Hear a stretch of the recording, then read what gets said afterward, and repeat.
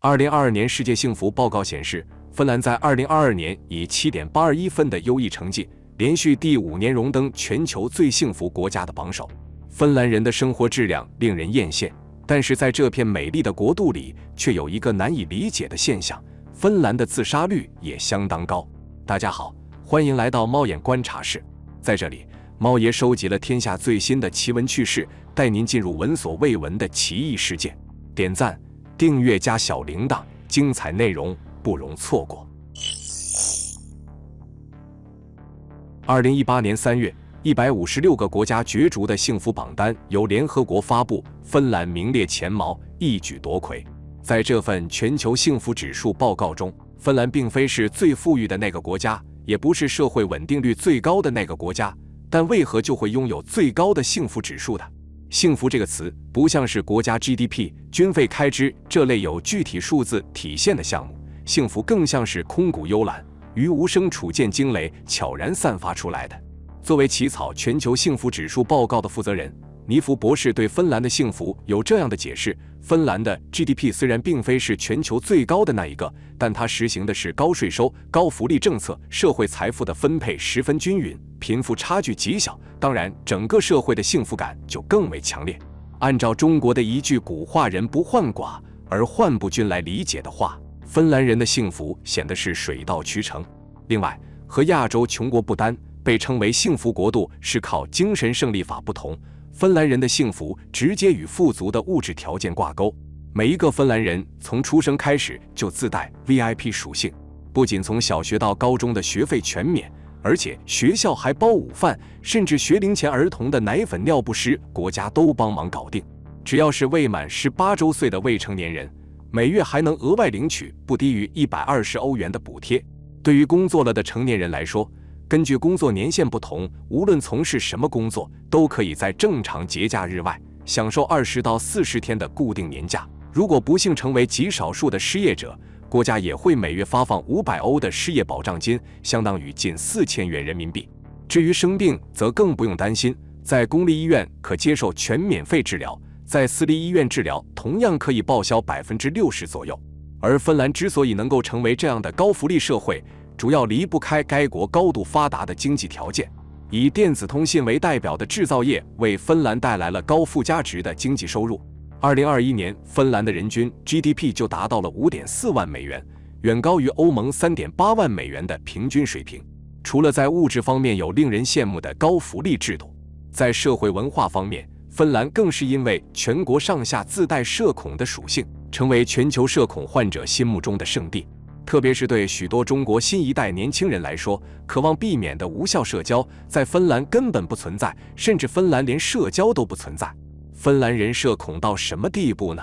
日常排个队都能排出等距离的防疫队形，就连公园和街边的长椅在芬兰都变一人份，甚至每个椅子之间都要拉开极大的距离。但就是这个拥有高福利且不受他人干扰的芬兰社会，却有着令人无法直视的阴暗。芬兰人的抑郁症发病率居高不下，导致自杀率也逐年上升。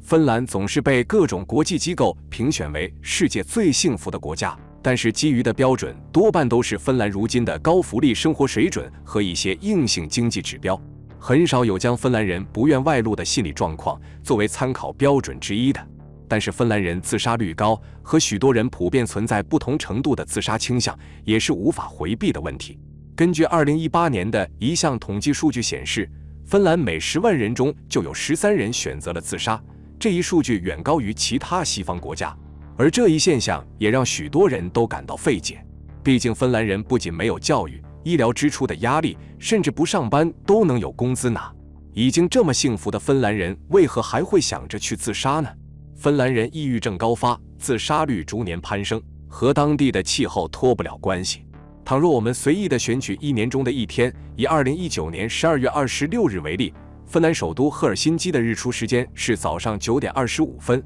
日落时间是下午3点16分，白天的总时长不足6个小时。等到了晚上8点左右的时候，室外的温度尽管刚刚到达零下，但是在空气湿度88%的加持之下，体感温度已经迫近零下10度。这种寒冷且黑夜漫长的日子将要持续数个月的时间。芬兰人在这段时间并不需要工作，却没有好的消遣方式，除非去其他国家度过冬季。有网友曾经在中国社交网站上分享自己到芬兰交换学习的经历。始于夏季，终于次年的元旦，勉强算是经历了夏、秋、冬3个季节。结果这短短的半年时间，就成功的让这名网友抑郁了。冬天降临之后，尽管没有极夜现象，但是由于居住的城市靠近北极圈，白天只有仅4个小时，剩下的20个小时都是漫漫黑夜。但是大家可不要以为这4个小时是艳阳高照的4个小时。按照地理知识来说，